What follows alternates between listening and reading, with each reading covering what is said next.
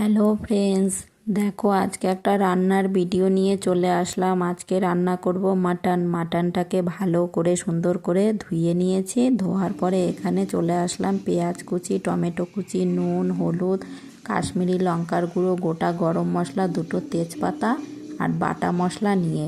বাটা মশলার মধ্যে আছে আদা, রসুন, কাঁচা লঙ্কা, জিরে সব বেটে নিয়েছি একসাথে। বেটে নেওয়ার পরে এখানে কড়াইতে তেল দিয়ে দিলাম। তেলটা বেশ গরম হয়ে গেছে।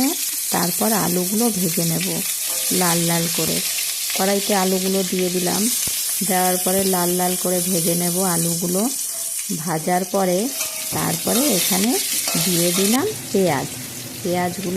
পেঁয়াজের আগে দিয়েছি গোটা গরম মশলা, দুটো তেজপাতা দিয়ে তারপরে পেঁয়াজগুলো দিয়ে দিয়েছি। পেঁয়াজগুলো বেশ লাল লাল করে ভেজে নেব। দেখো লাল লাল করে ভেজে